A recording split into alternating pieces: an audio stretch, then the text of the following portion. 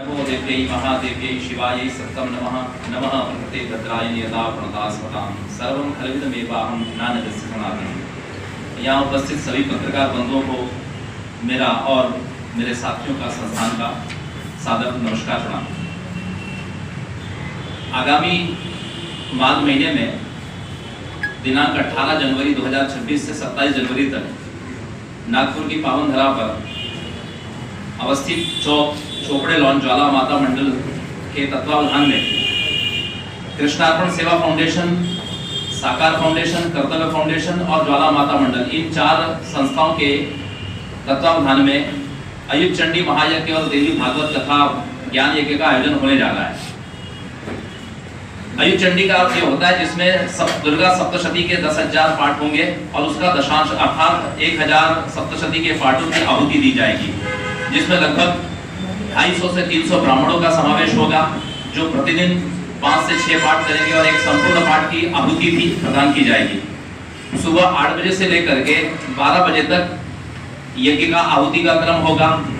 उसके साथ साथ द्वितीय सत्र में 3 बजे से लेकर 7 बजे तक देवी भागवत कथा का आयोजन होगा। इस कथा का उद्देश्य, इस यज्ञ का उद्देश्य जो है विशेष रूप से हमारे यहाँ देवी की पूजा कन्या के रूप में भी की जाती है, लेकिन दुर्भाग्य यह है भारत का कि यहाँ पर बेटे की चाह में लोग कन्या भ्रूण की गर्भ में हत्या कर देते हैं। तो समाज में ये विभीषिका मिटनी चाहिए।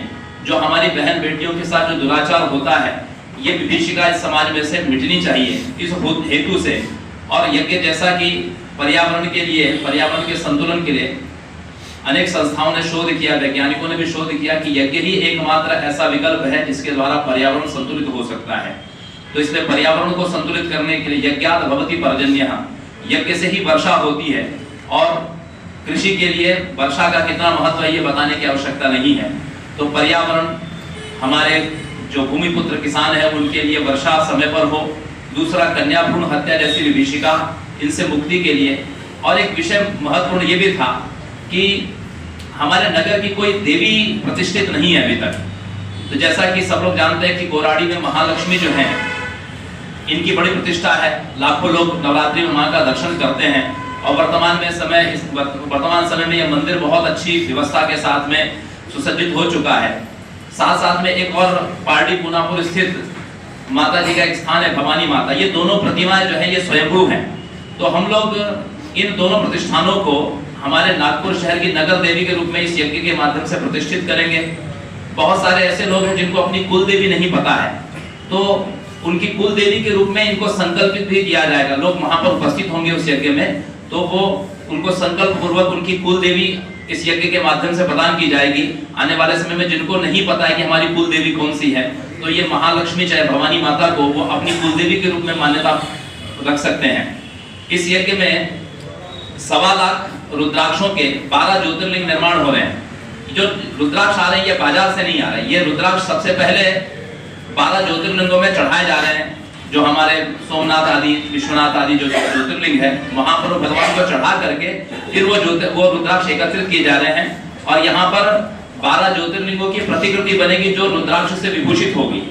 और अंतिम दिन ये सारे रुद्राक्ष नागपुर के और तमाम भक्तों को जो उपस्थित होंगे उनको प्रसाद रूप में भी वितरित किया जाएगा। अयुत चंडी अब तक हमारे नागपुर की धरती में पहली बार होने जा रहा है। विदर्भ में आज तक अयुत चंडी का अनुष्ठान नहीं हुआ है। हमारे यहाँ कथाएं बहुत होती हैं, शोभा यात्राएं होती हैं और भी सब इवेंट्स बहुत होते हैं, लेकिन अभी तक अयुत चंडी यज्ञ नहीं हुआ है हमारे यहाँ। इस यज्ञ में हम लोग नागपुर का जल प्रयोग नहीं करने वाले हैं। इसके लिए भारत की जितनी भी प्रमुख तीर्थ है, नदियां हैं, वहां का जल एकत्रित किया जा रहा है और ये पिछले 2 महीने से ये उपक्रम चालू है। शेष जो जल राशि बचेगी वो नर्मदा जी की जल राशि होगी। हम लोग नागपुर शहर का कोई जल इसमें प्रयोग नहीं करने वाले, समस्त तीर्थों का ही जल इसमें प्रयोग होगा।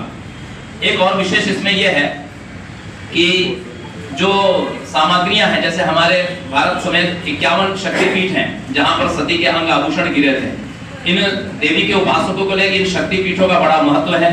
तो हम लोग शक्तिपीठों में सुहाग की सामग्रियां वहां पर मां को अर्पित करेंगे, चढ़ाएंगे। और यहाँ पर वो अंतिम दिन यहाँ की जितनी भी स्त्रियां हैं, हमारे नागपुर शहर की जितनी भी सौभाग्यवती स्त्रियां जो वहां पर पहुंचेंगी, उन सबको वो प्रसाद रूप में निःशुल्क सब वो सुहाग की सामग्रियां वितरित की जाएगी। आगे भाई